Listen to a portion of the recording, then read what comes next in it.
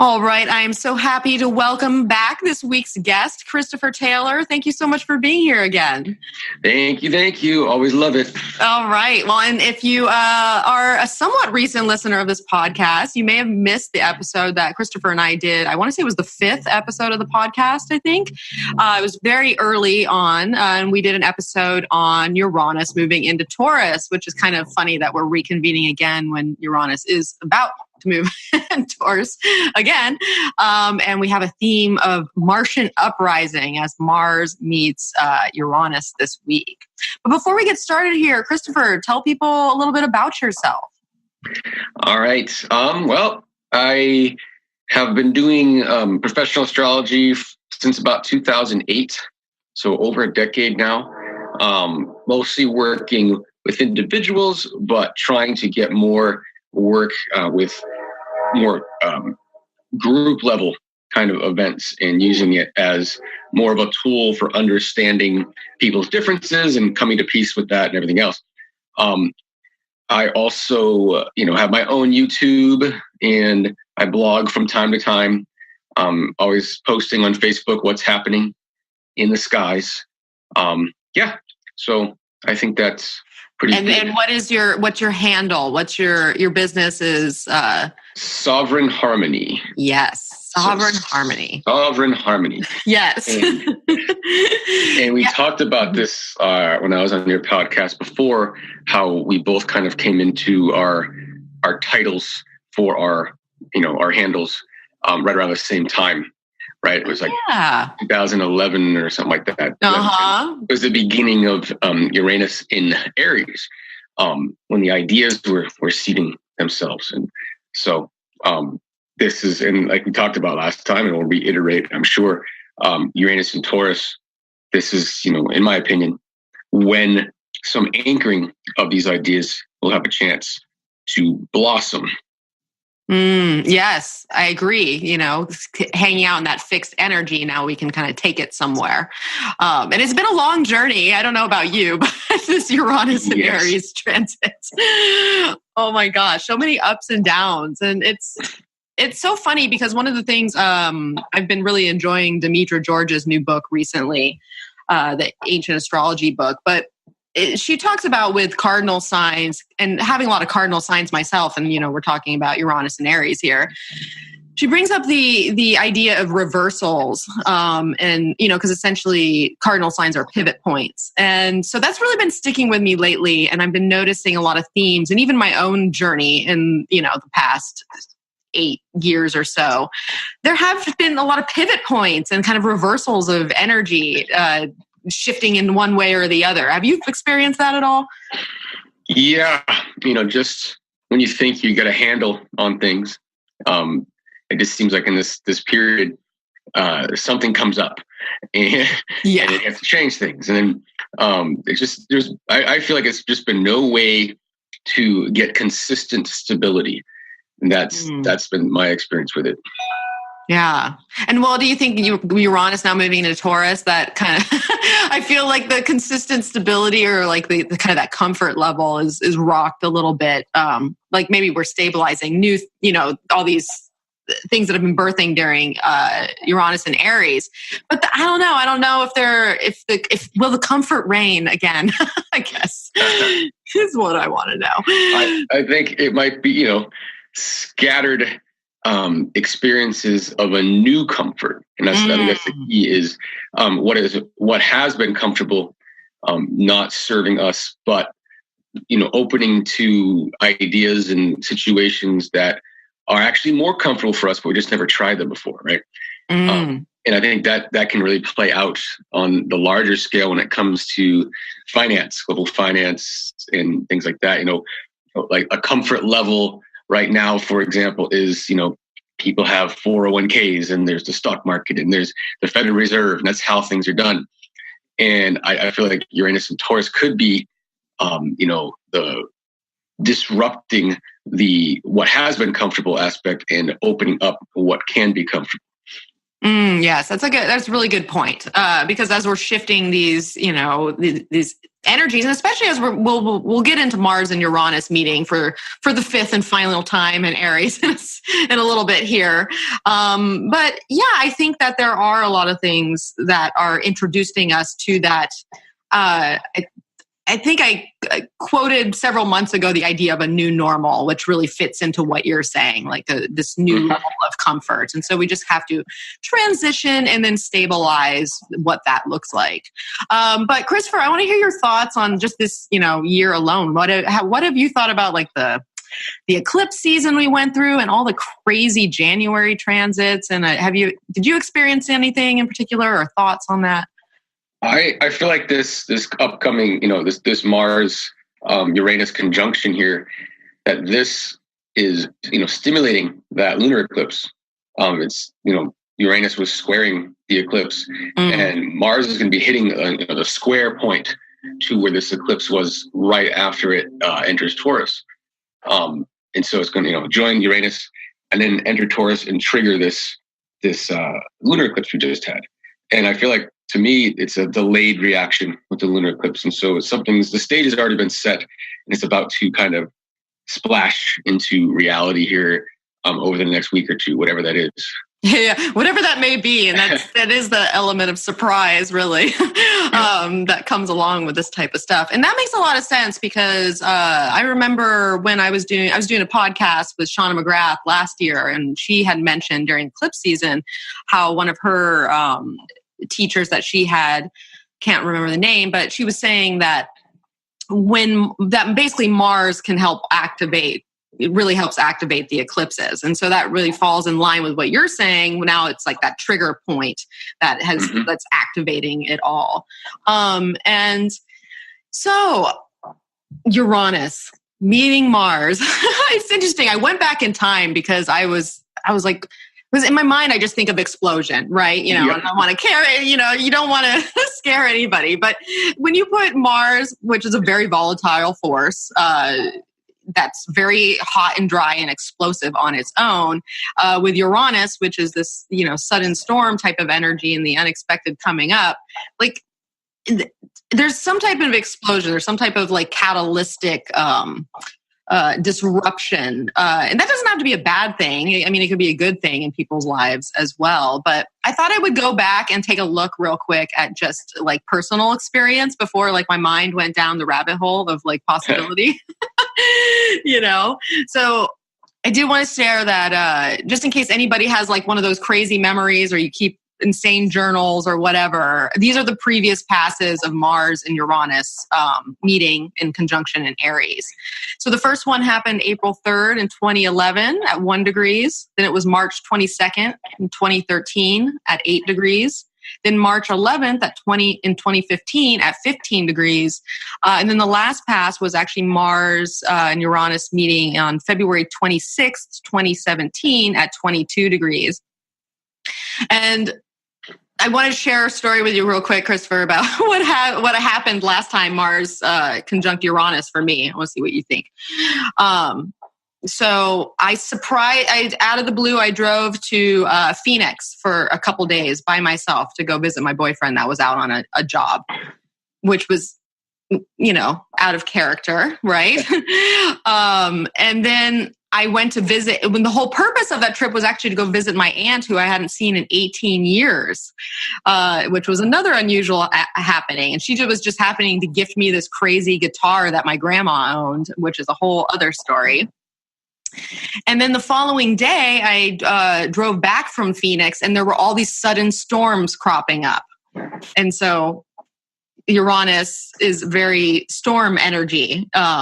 And can like really shake things up. And it was actually really quite dangerous to drive in. And I had to go like 45 miles an hour and the wind was just blowing the car everywhere. And that was just crazy. But the last little piece, and I found this interesting, is I had a cat.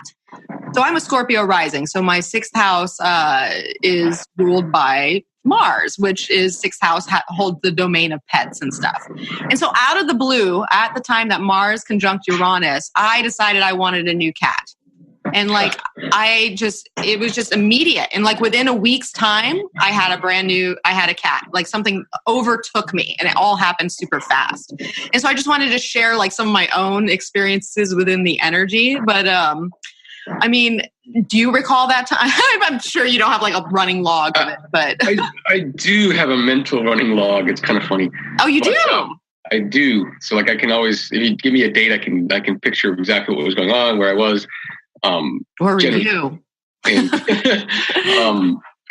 I think I'm trying to think of that last one you said that was February 26, 2017. 2017, yeah, late February 2017. So late February 2017. So I was, it was right before I got the job I have right now. And things were very unstable in my life at that point. And I had, I didn't know this was coming. Like I was about a week or two away from finding what I'm doing now, which in itself is very jolting and unstable and, and everything else. Oh, I know. You're like all over the place now with your current job. I was in Indiana for that polar vortex, which was fun. You'll have to tell me about that. I mean, they overblew it and everything else. I mean, it was cold. So I'll give them that. It was definitely cold, but it's also winter, late January in Indiana. So it wasn't that unusual. Records break all the time, but it was cold. But then 3 days later, it was 63 degrees and sunny. So, yeah. But what I do have coming up for this current Mars Uranus is interesting because I'm Virgo rising. So this happens in my 8th house. And Mars rules my 8th house as well. And I had a loan that I took out, small business loan, going back to, here we go, Uranus and Aries. In 2011, I took out a small business loan. Oh, the first time around. And then in 2013, the second one was when I had to start. When I had to stop paying some of my debts because I didn't have the money anymore. So I kind of defaulted on that loan, the second one. And then the third one, we say, was 2015. I was in a job transition, and I made, I went from like not making much to making a lot more money at that point. And then similar was in the 2017 one, was a job change and making a lot more money and whatnot. But this one coming up right now, I literally just got off the phone with the Treasury, who took on that small business loan when I defaulted, and I made my last payment to it, and yet it's still for some reason, my account's still open, and they want me to call back on Monday or Tuesday, which is exactly when Mars and Uranus are conjunct, and verify that it's closed so I can do my taxes and actually keep my federal refund this year. Oh my God. Look at that trail. Yeah. That's crazy. And I love that this was the last payment because, Uranus does have that factor of freedom and liberation from something. And this is also, 29 degrees Aries. So we're finished. We're completely finished with this chapter, which I am excited about. I bet. Oh my gosh, it's such a cool story, Chris. I like that. That's great. And it's just and that's the thing. It's funny that within that path that you just gave of like, to go back the idea of cardinal signs and kind of reversals and like the pivoting of energy, like you took out the loan and then the next time around, you realized you weren't in a place to be able to honor it at that particular time. And then each time around, you just kept getting closer to being able to, take care of that. And how funny. That's interesting. Well, I'm glad you got it over with. It's out of your life. Yes. For good. Well, soon here. Oh my gosh. So how did the loan work out in the long run? Like, I'm just wondering if you did it all over again. Well, this goes back to what we talked about last time, how the idea was all there, but there was just no place to foundation it. So things kind of didn't work out the way I wanted them to. And so I used the money, but it didn't really get my business going. Do you know what I mean? And that's what ended up happening. because Uranus was fresh in Aries, and we had to wait till it gets to Taurus before we can do anything about it, right? That's where we're at now. So. That's a really good point. That makes a lot of sense. And so, so you weren't able to, solidify it into the foundation you would have liked if we were thinking about Taurus here. Rather, it just kind of puffed up into the smoke of Aries and into the fire. With the fire of good intentions, I suppose. Exactly. It's, anyway. Yeah. That's funny. Well, and so I started looking back at some of these dates because I like to look at history, to see what's going on in the world. And out of all those dates in a row, like there was, a couple things, but there was one year in particular that was just off the hook of like so many things happening around that particular time period. And that was March 22nd, 2013 is the one that I noticed was so crazy. But we have to keep in mind that in 2013 and both 2015, Uranus was in that square to Pluto. Yep. So there was an extra, dimension going on of intensity taking place. But it was so interesting as I was looking at the historic events for around March 22nd, give or take 4 days on either end. There was just so many crashes and explosions. Now, keep in mind, this is like at a different time, we don't have the same energy, no scaring here, but it's crazy to think so basically 27 people killed and injured in a bus crash in Maharashtra, India. And then same day, people are killed by mudslides in Brazil. And then a couple days later, there's like all these car bombings and a boat sinks and 100 people are killed and injured by a tornado. And I'm only like a third of the way down the list. In this small period of time, there were tornadoes, suicide bombers, car bombings, all that. Even NASA's Mars rover Curiosity discovers further evidence of water bearing minerals. This is a discovery. That's an interesting on Mars, nonetheless. Yeah. And so I was like, what was going on around that time to really just trigger so many different things? And that was at the time where actually Jupiter was in Gemini and making a square to both Mercury, which was conjunct Neptune, and Chiron at the same time of this particular Mars-Uranus passing. So it's like not everyone is created equal, I guess, is what I'm saying. It's sometimes there's going to be more juice to it. But I just thought that was crazy. I have probably about 16 incidences here in that, 8-day time frame. And I'm not sure that when you mentioned the 2011 conjunction, the first thing I thought of was the Arab Spring back at that time. Was that going on in the spring? I guess it would have been, right? They call it the Arab Spring. That's pretty April of 2011, probably, right? And that's kind of the energy I feel about the current one. 29 degrees Aries. It's like sort of the yellow vest kind of protest, in protest for independence and breaking free from regimes. That's a thing going on in Venezuela right now. So that could be a push point there. Something could go down, next week or something like that. Those are just possibilities given the history of this relationship the last several years. It seems like that's kind of a theme. Yeah. And to pull back to what you were saying, kind of in line with your loan, the idea of this being at the 29th degree, there is, this is a critical point to where things can wrap up around these areas, or at least wrap up in a way that pushes it towards stabilization for good or bad. It just depends on what we're looking at here, especially in those areas. But yeah, no, that's interesting. The Arab Spring, it looks like the protests started... They really got going in January of 2011.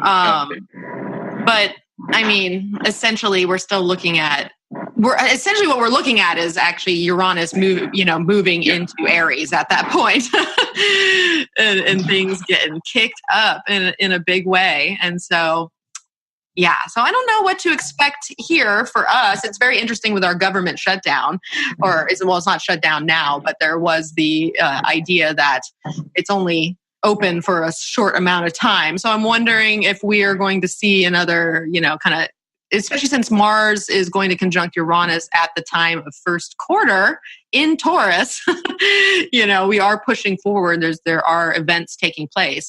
So I'm wondering if maybe we'll see something in those realms, like that will be back on or something. Yeah, and it could be, the end to the destabilization, basically, so you're finding stability, essentially. We got a little time in between when, this Mars conjunction happens and when Uranus actually goes back to Taurus. So I guess like 2 or 3 weeks. I think, what is it? Is it March 6th? Uranus enters Taurus, I believe. Oh, it is actually March 1st. We get to start March with a bang, or the stabilizing bang. Yeah, let's see. Why does it say March? Sorry, I'm looking at my calendar. And it says 0 degrees Taurus on March 1st. Well, I think that might be rounding up. Is it? They kind of round to the nearest degree, and it's pretty close at that point. I think within a couple of days. I thought I saw it was the 6th somewhere recently. Yeah, that's weird. Maybe there's like a little glitch in my thingamabobber here. My thingamabobber is glitching. Yeah, March 6th. You're absolutely right. That's strange. It has like it's how like if you look at like kind of calendar ephemeris, those little teeny journal books, how it'll have like all the planets next to each other, and it says 0 degrees for Uranus. So they need to update Jim Maynard's Pocket Astrologer 2019. You need to update your business. It's like I got to hear that it is March 6th at like 12:25 a.m. Pacific. Yes, that's when it enters. That's a Wednesday. So early Wednesday, and a new moon too. That's a new moon right there, within hours of it, basically. Crazy. Yeah.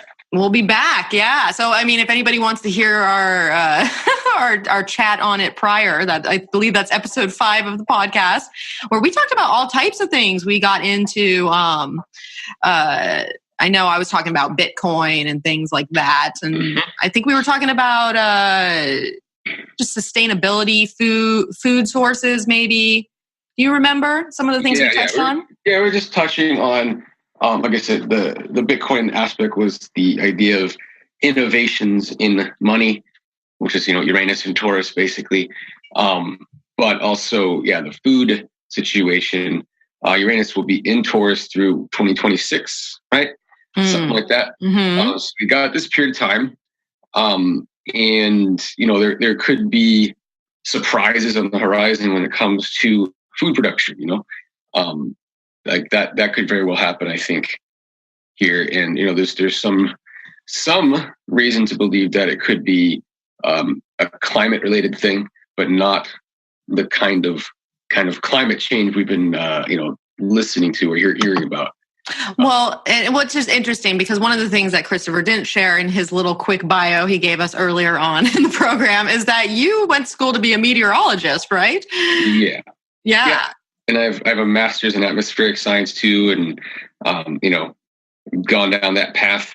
And I've come to my own awarenesses and realizations about the whole concept of climate change as it's been given to us through the media, and kind of what they're not saying and what, how they're manipulating certain things for other ends. But that's a different topic altogether. Yeah. But like one of the things that, what we're supposed to believe are legitimate sciences that are telling us everything, is the solar activity. Like I've been watching solar activity since like 2012, 2013. That was the last peak when it comes to like sunspots and things like that. And so it was very common to have like flares and things like that.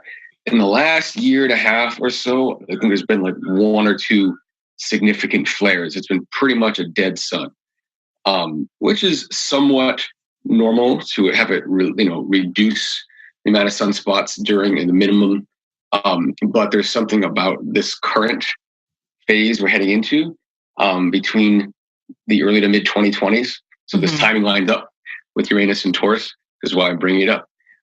But there is a possibility that we're heading into what's called a grand solar minimum, which is like just basically the bottom of the barrel of sunspots. And sunspots are important when it comes to the magnetic relationship with the sun and the earth, when it comes to protecting the earth from cosmic rays.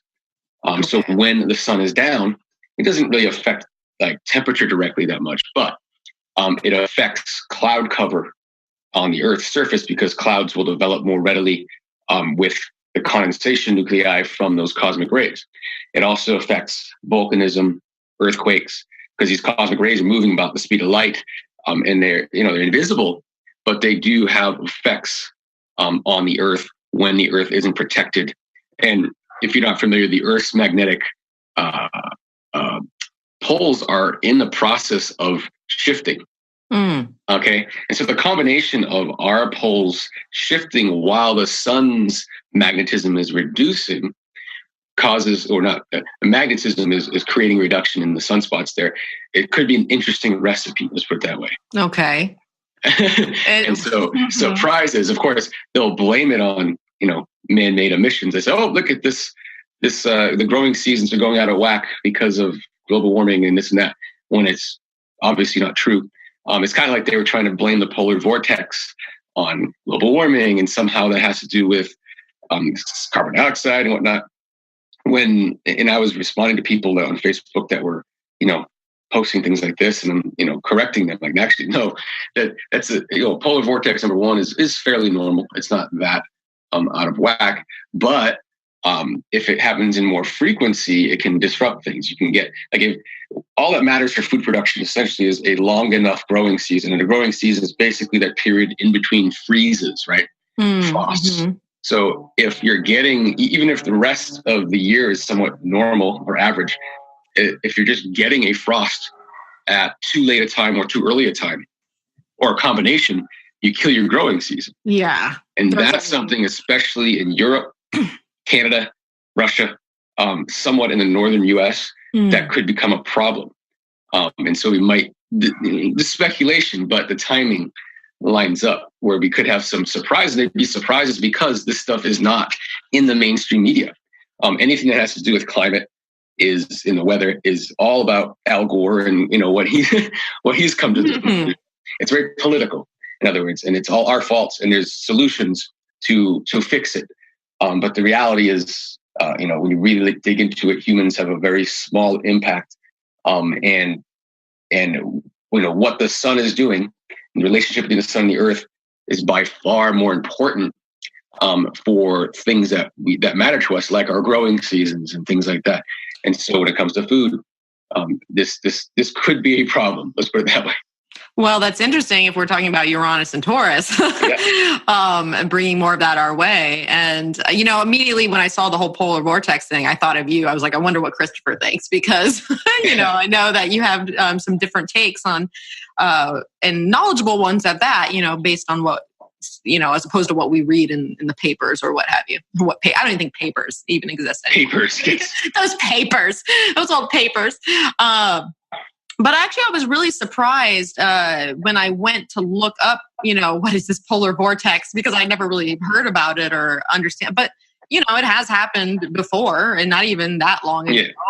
Yeah. And so this is just something that happens, and it's happening, and it just happened now, basically. And so so you're saying that it's kind of part of those kind of the own like waxing and waning of energy of the sun and the poles and what's shifting there. That what I'm saying is that could cause something like that, but you can't necessarily say that this one that we had is from that. Yeah, like I said, they're fairly normal. They happened. It was the phrase polar vortex was coined like in 2014, as if it was a new thing. And again, it was marketed as something because of climate change, because of man, because of CO2 emissions, and it has nothing to do with that. Back in the 70s, when all the leading scientists assumed and believed that we were heading to the next ice stage, and you can find documentaries from the 70s. Yeah, I remember that. Concluding it, we're heading to the next ice age, here's what we can do about it. But it wasn't blaming man, it was just blaming the fact that, it is what it is. We're just measuring this. But back then they called it the circumpolar vortex, which is actually a better description of it because it's just the normal movement of the air between the poles and the equator. It stays further. It undulates usually for like pretty far north. But when you get some instability, and you get warm, basically warm air will just kind of trade places with the cold air. The warm air goes up, cold air comes down somewhere. Yeah, and that's what happened here. That's exactly what happened there. It'll happen again. It has nothing to do with anybody emitting carbon dioxide or anything like that. But a situation that I'm talking about with the Sun-Earth relationship could theoretically create that more often because of instability in the magnetosphere, which is way high up there. It causes the jet stream to do go a little bit wacky. And that's exactly what transfers heat to the poles or cold from the poles down, is that instability. And generally speaking, in the wintertime, there is more instability because there's more contrast between the temperature at the poles and the temperature at the equator. That makes sense. Whereas in September, for example, in the Northern Hemisphere, that tends to be a pretty calm time of year. Like 9/11, when that happened, that day, it was super calm, super nice, beautiful weather, blue skies, almost no wind, right? That's a very normal weather day that time of year. And the reason is because of that stability. Canada is pretty warm in September. It's been warming up all summer, right? And there just isn't a huge difference between the temperatures at the poles and the temperature at the equator in the Northern Hemisphere that time of year. So you end up with relatively stable weather conditions. Mm-hmm. And that's exactly what warming the poles would do. Okay, which is the opposite of what we're told. If you warm the poles, you're going to get situations more like that, less weather, more stability, that kind of thing. When there's larger contrast, that's when you get those unstable movements of air up, northward or southward, which is just a response. The Earth's climate is responding to the contrast, and it's balancing. All storms are just processes of balance. That's it. Ooh, you know what I mean? That's all it is. Yeah. you have this air there, that air there. They're different, and then a storm happens because it has to equalize it. That's just the Earth equalizing itself. So when there's large contrast, large equalizations will happen. In other words, large storms will happen. And so that is, just theoretically speaking, is much more likely to happen in the winter than the summer, which is true, and much more likely to happen if the poles are super cold relative to the equator, not the other way around. Yeah. You see? Yeah, no, that's interesting, Christopher, and that's fascinating. Thank you for sharing that information because, when you think of Uranus and we think about sudden storms or Uranus kind of being that element of extreme, that's essentially what you're saying is that we're getting these type storm-like conditions because of the extreme, heat versus the cold, and how in order to balance that out, that's things get shifted around. It was kind of like amoeba sitting at the top of the pole as I was looking at the radar, how it was just kind of amoebaing out in certain areas. Yeah, that's actually a pretty good description. It kind of does. Look at it from above, look at the movement of air from with the North Pole kind of at the center. It looks very amoeba-like going around the pole, basically, going around that center of the circle. And, when in a lot of times it just stays in that somewhat stable zone, but when it pulls, when something disrupts, it will, find balance. And sometimes finding balance means sending cold air down and warm air up, Yeah. That's exactly what happens. Oh, and interesting. We just experience the consequences of that as a storm. True. That's it. And it was interesting. It was interesting astrological, considerations going on that particular day when it really hit, which got me into now I want to go further, polishing some skills on astrological weather because I find that very interesting. Because it took off basically the night that Mercury and the Sun conjuncted did the Cazimi conjunction in Aquarius, with all those planets in Aquarius, referencing back to Saturn and Capricorn. And so we had all these super cold conditions, and then Mars was doing his own thing, and there's a lot of moving parts. But I just found that interesting. And now your added information on top of that also is sparking my imagination. Yeah.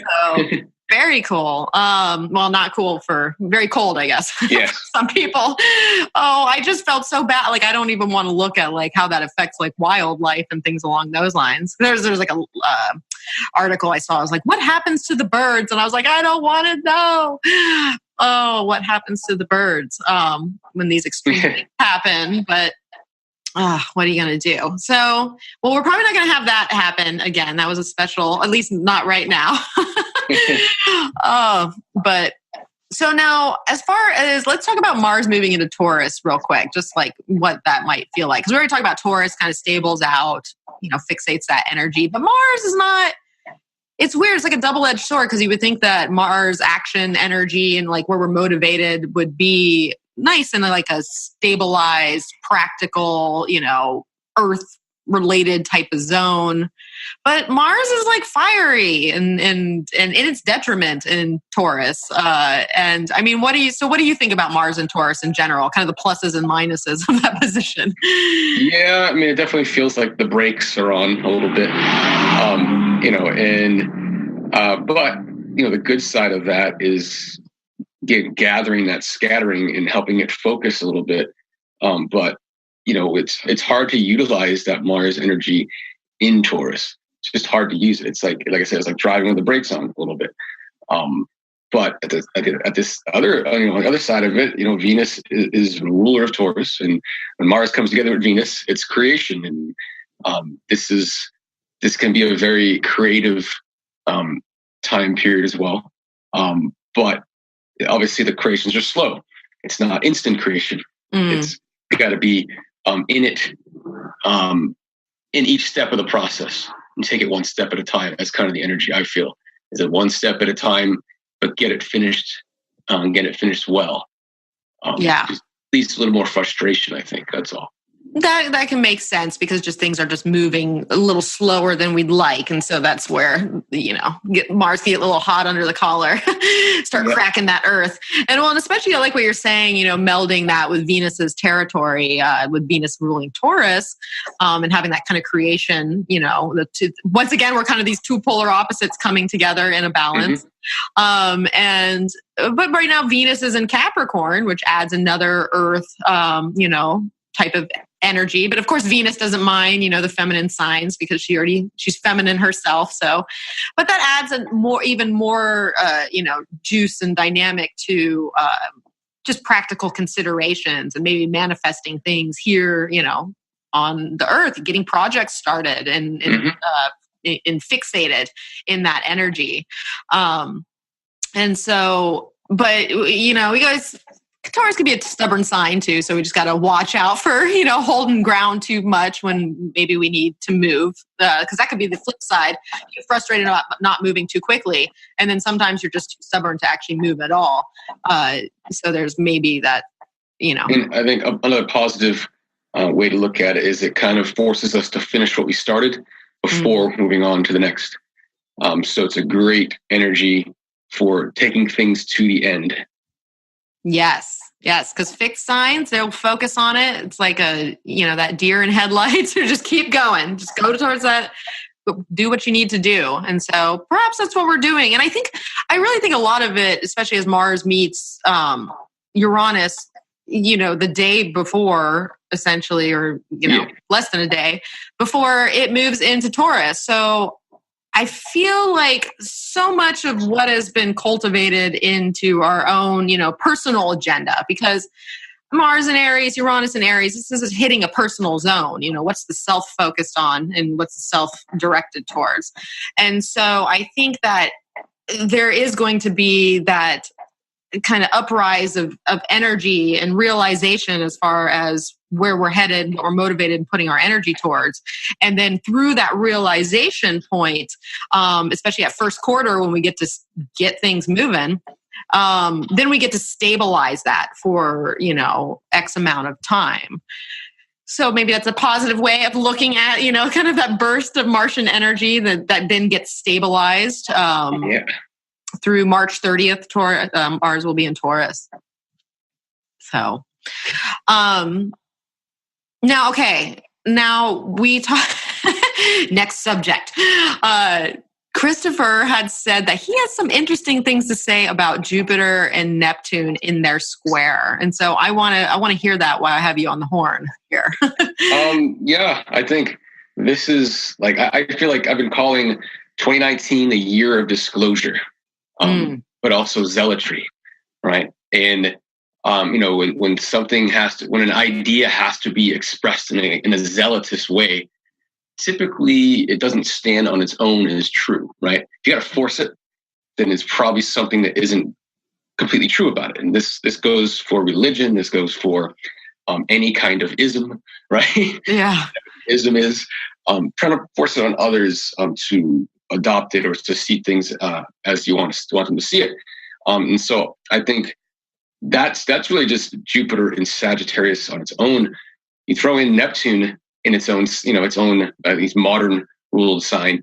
Jupiter is in its sign, and Jupiter is also the co-ruler of Pisces. So you have this kind of frap of expanded, possibly embellished information, right? Yeah. There's a strong tendency toward embellishment and towards, again, being, zealotous towards any kind of topic, and enforcing reactions or responses based on beliefs, not on proof. Okay. And so just going back to what we just talked about with the weather and climate change and whatnot, I feel like, especially if you saw, I posted a blog about it. There's plans in this year of 2019 to spray the stratosphere. And this is not the same thing as chemtrails. This is different, right? To spray the stratosphere to block the sun as a way to cool the earth because of global warming. That doesn't even make sense because... Spray it with what? Like sulfur compounds. It's the same exact process that happens with volcanoes. Back in 1991, Mount Pinatubo erupted. That was in the South Pacific. But by 1992, that sulfur from that volcano, because it went up so high, about 50, 60,000 feet, it started to circumnavigate the globe, essentially. And it caked the globe in a, unnoticeable as far as visibility goes, but noticeable as far as, radiatively speaking, it was blocking some of the sun. 1992 is actually a very, very anomalously cold year in a time when, temperatures have been warming generally since about 1980 through about 2000 when it started to flatten out again. But for that 20-year period, it was a pretty steady rise. 1992 was like, it just fell out of it. And so the idea for this comes from that knowledge that if you get enough sulfur, which is a ridiculous amount, and like the costs, and that's another topic, but it'd have to, and another thing is they would have to keep doing it. You see what I mean? Because it dissipates, it falls out. By 93, everything was back to normal, So it lasted several months to a year-ish. That was the fallout from a volcano. And if we sprayed, it wouldn't have lasting effects unless we kept spraying, right? So it's like, it's just a weird solution. And it suggests nefarious intentions because it itself, scientifically speaking, isn't going to do much, especially because the Earth isn't warming right now. It's kind of stable for the last 15 to 20 years. And so, but that would definitely cool the Earth. And so why would we force climate change? Like, you know what I'm saying? It's like, if the problem is climate change, why is your solution to change the climate? Because that solution, if it's successful, would change the climate.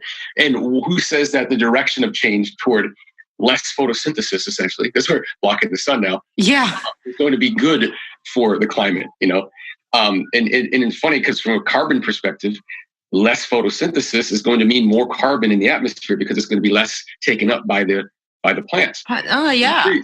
So it would lead to more carbon in the atmosphere. And if carbon is the problem, which in my opinion it isn't, but it just kind of, and I feel like going back to Jupiter and Neptune.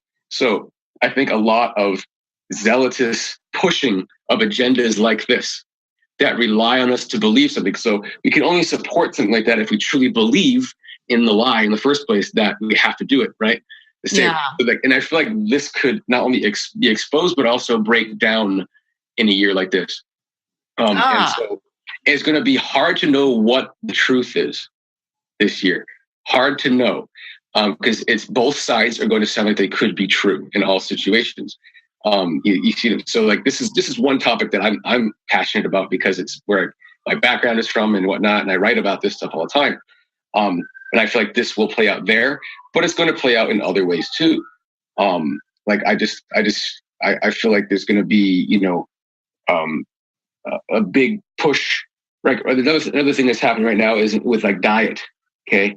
There's a big push for veganism. Like, for example, Canada just like switched their whole, food pyramid. Like they like published like the new official food pyramid that's supposedly like the healthy form. And it's much more toward vegan, et cetera. People are, celebrating this and that. But then there's also this other side. Like if you're familiar with like Jordan Peterson, and he's a professor in Canada. But anyway, he's just one of the more known ones doing it. But there's also this other diet coming in that's actually extremely successful in reducing inflammation, et cetera. And it's the carnivore diet. It's like just eating straight up meat, and that's it. Both are, in my opinion, both veganism and carnivore is extreme because they're not balanced. Nutritionally, you have to, supplement yourself for what you're missing, which is kind of turning yourself into a bionic being and not a natural being. But the idea is like these are kind of butting heads. And so it's another topic, another thing where the vegans have their opinions and their belief system, and then like the carnivores have theirs. And the idea of, which one is right or which one is right for me. Yeah. And then so it's very hard to figure out what the truth is this year. So like I think with that, with climate change, I think we're going to see bigger pushes in the media where it's really saying we've got to do something here, got to do something. But there's also going to be like what I talked about before, especially if you start seeing evidence of it, the low sunspot activity, and that the sun is quieting down, and there could be effects on Earth because of that. And you can see two camps fighting over why what we're experiencing is happening. One saying, oh, it's man-made climate change. This is what we said was going to happen, and here it is. And the other saying, no, this is the natural response to the relationship between the sun and the Earth and the magnetics there. And they could both sound very true. And how do we know which is right?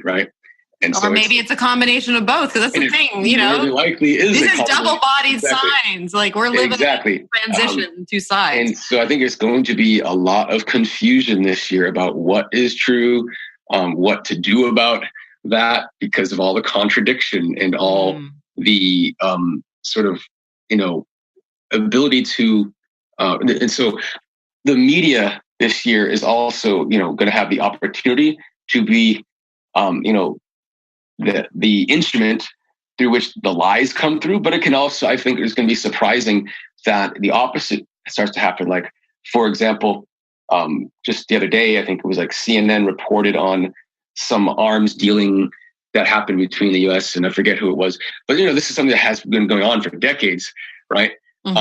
But CNN likes to cover our butts in a certain way and make the US always look like the good guys. And here they were talking about something that you usually only see in alternative media. And it's like, here's the mainstream media doing it. So it's, like I said, it's like, it goes both ways. Like there's an opportunity for the media to become more authentic while it's simultaneously getting more ridiculous and fake news. This is like, we can also call this the fake news year, but the opportunity to find the real news year as well. So it's just really this dichotomy that's going to happen this year. I feel like it's already starting. I mean, we're already seeing this. The confusion is the biggest result, because we will find ourselves appealing to certain authorities. Well, this person says this, and they're, instead of investigating it for ourselves. And if the data isn't available to investigate, then you kind of left with the authorities, Yeah, what you got to work with. So for example, the 10-year challenge that was going on here. People were doing the 10-year challenge recently on Facebook and posting before and after photos. Oh, and yes. I took place. Turned into a whole bunch of before and afters. Then the whole, I saw one that was like, a really robust polar bear on some ice. And then of course it said 2009 on it. And then next to it was a picture of a really thin polar bear with a lot of water in the background. So in other words, broken ice. And it said 2019 on there. And there's absolutely no way to verify that those photos were taken when they were, when they were told they were taken, or that they're not taken out of context. Like you got a sick polar bear in the summertime when the ice does melt, or you got a healthy polar bear in the wintertime. They could have been taken within a few months of each other, normal fluctuation. And so like I went to the snow and ice data center in Boulder, Colorado on their website, because they just have like the cut and dry information about sea ice extent and this and that. And so I went to March 2008, which is the extent of the ice in 2008, mm-hmm. and then March of 2018, the extent of the ice in 2018, and the pictures look virtually identical. Okay, so in other words, no change. So I posted that 10-year challenge, and it totally contradicts a lot of the memes that are out there. And memes themselves, we're talking about Jupiter in Neptune square, Neptune in Pisces on its own, I feel like, is why memes are on the rise right now. When Neptune was in Pisces previously was when photography was created. So the picture speaks 1,000 words. Yeah. That whole imagery. We're in this current Neptune in Pisces with social media since 2011. It's really been the time of the meme, right? Where you can, picture's worth 1,000 words, then add like 8 more words onto that, and now it's worth to help 8 words. I know, to help direct it in the way you want so it to be. You can take the same picture and write different words on it, and it can have completely different effects. Yeah. Right, and that's exactly what we're at right now. But like the photo I shared was not that. It was literally a picture of the sea ice extent of the North Pole in 2008, and a picture of it in 2018 from the official source. And there was very little change. I didn't say anything. I just said 10-year challenge. I didn't say, see, this proves things that we're being lied to. I just posted it, I didn't try to make it, sound like anything other than what it was. It's just, that's the positive side of a photo is it is what it is. The negative side of the photo is that you can make it into anything you want it to be. Yeah, exactly. Well, that's a very dangerous thing, but to speak on a lot of what you've said here, because when I think of Jupiter and Neptune together, especially in mutable signs, and especially these planets alone, are just known as gas giants. There's a lot of hot air in the atmosphere right now, and there's a lot of just hot air rolling about. And we saw it right away. The second Jupiter made its square to Neptune, the first go around was around the time that the government shut down, and everything was trumped up, for lack of a better word on that, of where we're going. It's just like a bunch of hot air just flapping about. And then we have. I mean, what do you think about the Saturn sextile coming into how it plays into this? Can we come back down to reality through this little? Yeah, and I think that's. I think that Jupiter Neptune is going to fling more lies out there. But with Saturn and Neptune, it's going to help us get to reality. What is the reality here? Because it's going to, the extra lies and confusion that's out there. That's when you're inspired to figure out the truth, right?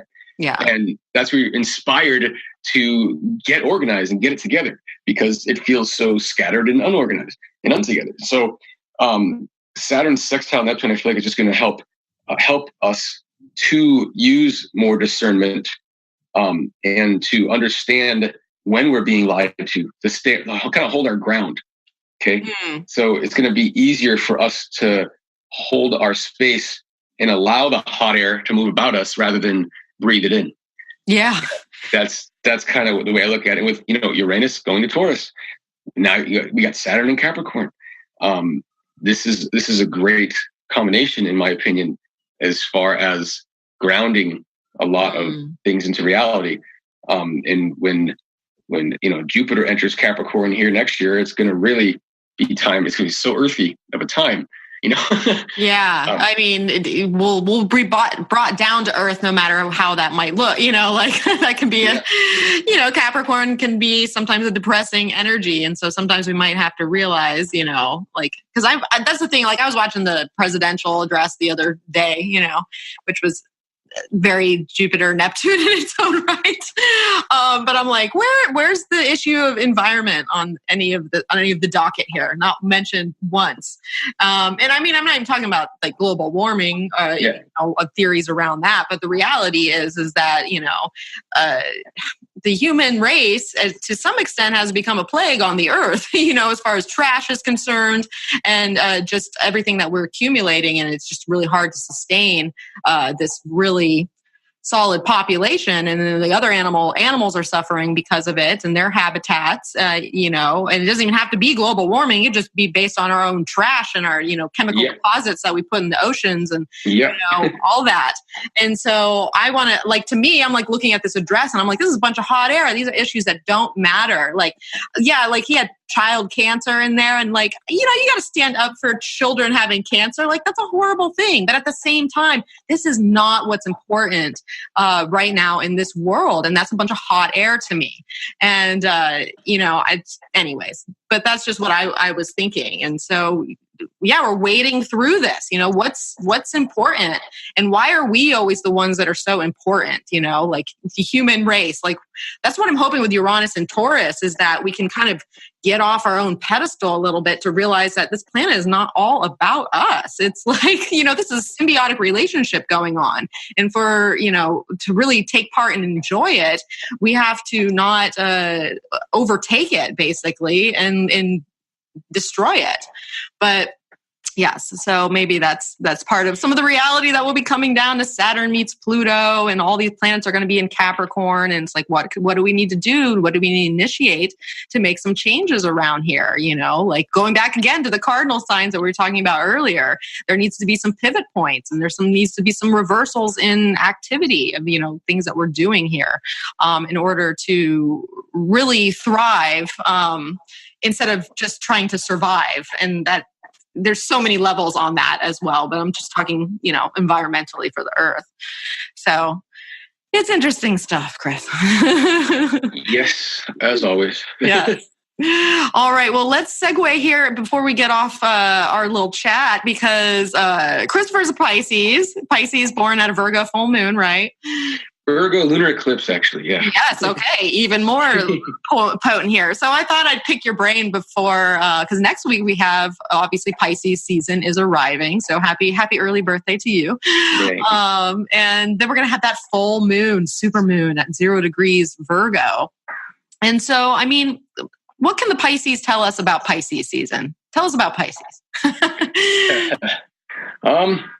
I always describe Pisces as, if you look at the night sky and there's a lot of stars out there, Pisces is that space in between all the stars that basically connects it all. So it's like the entire canvas it's fills in the gap, right? It just kind of seeps its way in. It's all that is and not is yet, right? All the potential as well. And so that's the energy of it. But the negative side of that is always kind of feeling like a spectator and not a participant in life. I think I've often had to remember that I'm here too. It's oh yeah, that's right, I exist too. I'm watching and seeing. You're things. The consciousness just watching it all. Oh yeah, I've got to eat now. Oh yeah. That's when your Virgo moon's hello, I'm hungry. Exactly. Oh, I've got to do it. So it's easy to get lost and forget that you have a body and an identity, essentially. Yeah. No, that's interesting. And as far as moving into Pisces season, I think that's part of what we experience, where it is that transitional zone. In many ways, where we're moving between two different realms, we're transcending some type of energy, and there is that all is one, and you can feel everything, around you. I like that perspective, though, the idea of kind of being the watcher, the Pisces kind of being that watcher, because it is just aware of everything that is around it on this really subtle type of, receiving, yin type of energy. But within that, you can lose, your own personal, self in it. Do you have any planets in Aries to? Yeah. Yeah. Okay. Mercury. Yeah. I was wondering. I had a feeling you had Mercury in Aries. That would make sense. So, what do you think about this particular Pisces season as moving out of Aquarius and kind of just all that? Well. I think, like you mentioned, the full moon at 0 degrees Virgo to start the season. Basically, it's interesting to note because this is something I like to talk about all the time. Is Regulus? Yes, Regulus I didn't is at 0 degrees Virgo. that. So this is going to be right on Regulus. Yeah. And of course, we've talked about it before, and you saw what my talk I gave at SDIS. Trump being essentially that. He is the Regulus, that shift from Regulus from Leo to Virgo. Essentially, like he represents the transition, his existence anyway, not him as a person or what he's doing, but his time here of significance is heralding in this transition. So it's kind of like I mentioned before, he's like soaking up all the old junk, kind of absorbing it all. And it's like he's kind of like the sponge, cleaning up the mess. Without even knowing it, it's like all the old that has to come up, has to get dealt with, all the triggering that's happening with people. And it's all a process of release because we're transitioning into something new. Yeah. Like a spiritual cleansing almost, like taking place. That's interesting. Oh, God, I can't believe I totally forgot that Regulus is sitting right on this full moon. Mm-hmm. And you know why we say Trump is really caught up in that? Because he has a 29-degree Leo ascendant, which is when he was born. That's where Regulus was. Regulus moved into Virgo. What was it? A couple years? It was like the fall of 2011.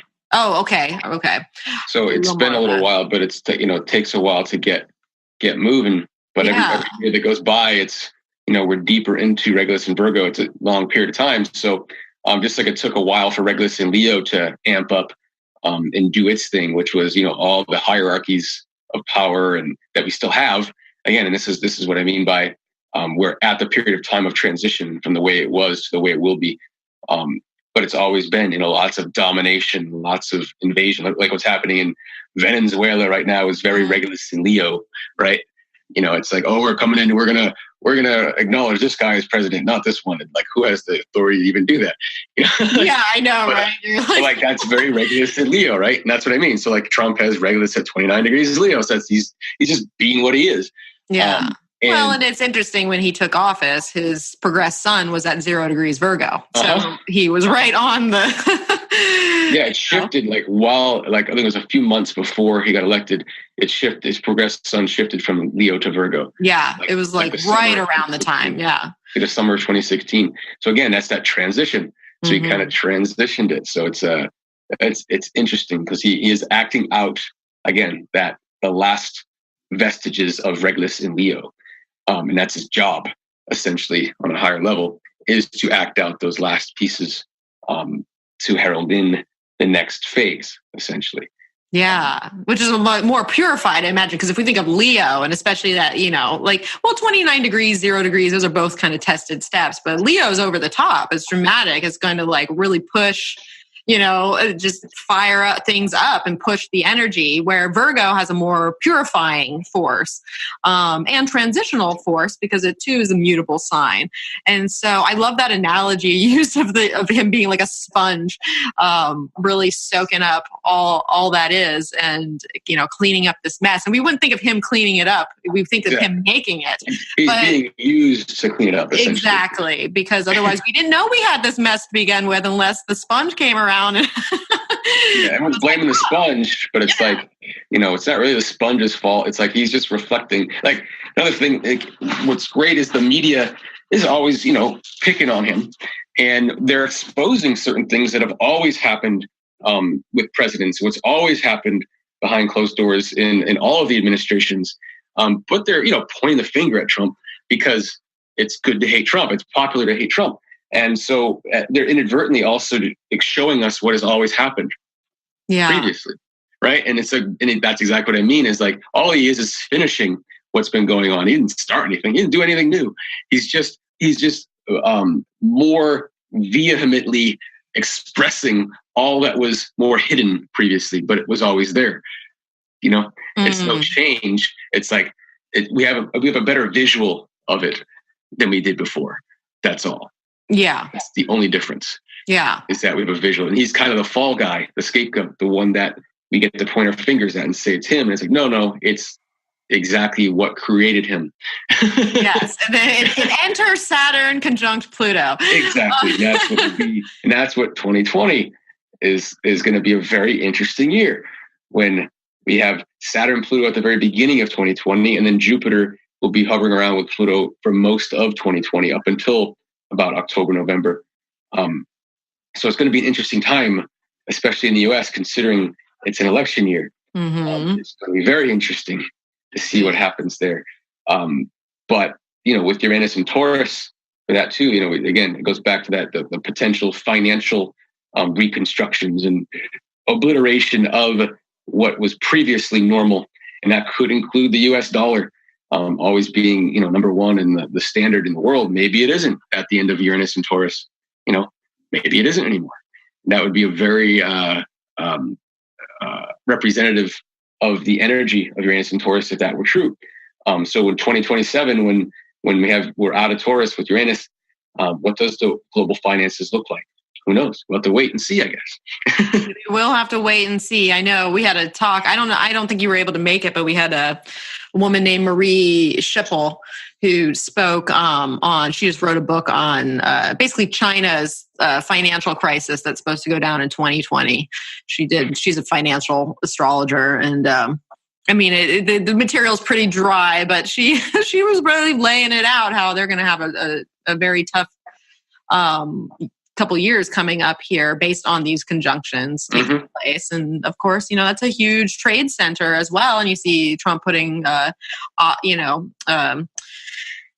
trade blocks on these areas. And so it's interesting. Like it could be the money, it could be the trade just in general, how the financial system just works as a system and what that's going to look like as, I think one of the things we talked about with Uranus and Taurus previously, we were talking about, automation and robotics and in the workforce and labor changing. And so all these things are going to compound into new realities for us.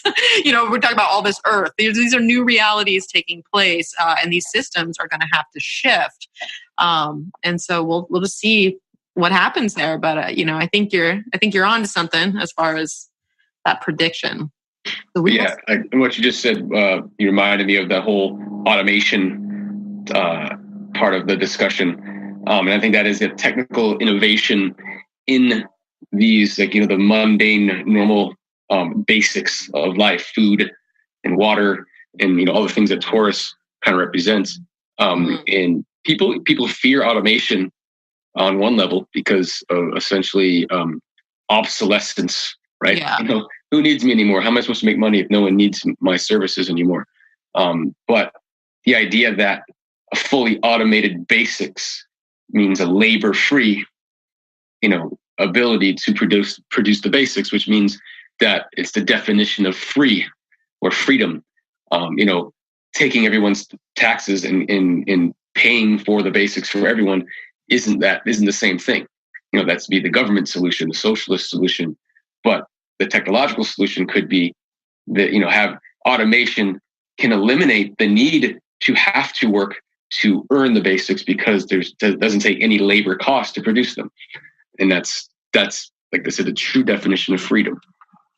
Yeah. And no one wants to necessarily do that. It was just, we now need to redefine, like our own, value as humans, from if the base labor is taken away, because a lot of people do perform those jobs and those functions.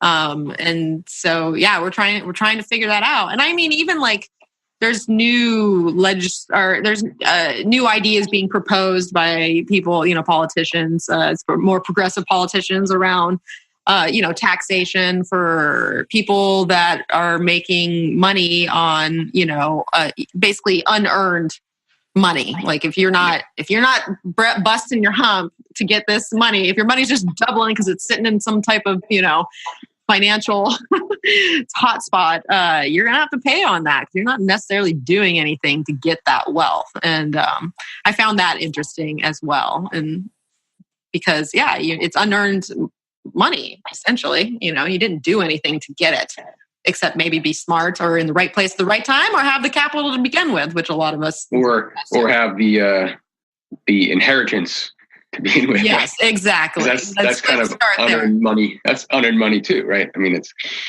funny you say that, because we had a guy who made a little mention at one of our meetings, and he was like, supposedly the trend going forward here is more on inheritance. Like if you're going to have money, it's not going to be because you earned it per se. It's going to be because you inherited it from. Sounds like the Rothschild plan for. Right? Yeah. We own the earth because it's been passed down to us, Exactly. But that's the thing, is like, when you have so much power and wealth concentrated into this one little cluster, like it's just going to keep, bubbling into that cluster and only distributed in these particular areas. And it's just going to be harder to get your piece of the pie just by doing, the standard work hard, and do your thing. Because those conditions just don't exist like they used to. And that's part of the problem. So maybe that's another thing that we'll see. I know we're getting into Uranus and Taurus, but still, because, maybe that's on the horizon here to really look at companies like Amazon that are not subjected to these, capitalistic caps on how much money they're taking in. And so maybe that's another factor of having to shake up, how the distribution of money through these corporations. So, all interesting stuff. All right. Well, I guess we have said plenty on many things here, Christopher. We tend to, we mutabled this conversation all over the place. So, all right. Well, before we can go here, tell people where they can find you, what you got going on, if you do consultations, all that kind of stuff. Yeah. So you can find me at sovereignharmony.com. You can also find Sovereign Harmony, the business page on Facebook. I post on an almost daily basis, depending on what's happening. I also have a YouTube channel that you can find as well. And right now I am working a lot and kind of out of town a lot, but I am trying to transition my business to focus more on group scale, like I said in the beginning, and kind of working with families and businesses and on that kind of scale, and using astrology to help people understand their differences of approach and communication, et cetera, and assisting for better harmonious interactions. Basically, that's where the sovereign harmony comes from. It's essentially recognizing that we're all unique sovereign beings. We're complete, and we have our own unique imprint. And part of what astrology does, it helps us understand what that is. And the only way we're going to create harmony with others is if we are at peace with the fact that we are all different, all unique, but all sovereign. And if we could take our differences into account and consciously allow for every unique expression to exist, then that's the creation of harmony. If we're suppressing part of ourselves, which is what we can reveal through astrology too, is, what do we typically own or project or whatever. That's what causes disharmony. That's what causes us to attract relationships and people into our lives that further destabilize us or disharmonize us. And so the whole idea is, for the goal of harmony, we've got to figure out what that sovereign imprint is and honor it no matter what. I love that. It's great, especially if you work in a team environment, because, I don't even know how many times I've heard people, very close to me complaining about their particular work environment and the people that they interact with. And, so basically what you're trying to do is create an opportunity for understanding. Yeah. Yes. That's a good way to put it. Opportunity for understanding. I can't force anyone to do anything about it. I can't force anyone to be open to it in the first place. But with the choice to be open to it and with the intention to create harmony based on a new understanding, I can provide that sense of understanding. That's where I come in. I love it. That's a wonderful direction to go. And not a lot of people are doing that. So I hope that you get grounded as we get into Taurus and you get that underway. So awesome. All right, people, where can you find me? Well, you can find me at energeticprinciples.com. And I always have a blog post for each of my podcast episodes. So I'll, of course, share Christopher's information there as well. And if you're interested in supporting the podcast, either by getting early access or subscribing to my Moon Animal Monthly or my tarot subscription, you can do that on Patreon at patreon.com/energetic principles. I also do consultations for those who want to get in touch and, really get into their own charts, because what we're talking about here are more like overlays of personal, of, collective, but if you want to get into your own thing, feel free to reach out there. And as always, if you like what you heard and you feel like other people could benefit from this conversation, share it with a friend, pass it along, give a nice review on iTunes, because all those types of things really help for visibility. So, all right, everyone. Thank you again, Christopher, for joining me. I'm so glad you had some wonderful information to share. Thank you again for having me. Love it. Absolutely. All right, everyone. And thank you for tuning in. And as always, may the stars be with you.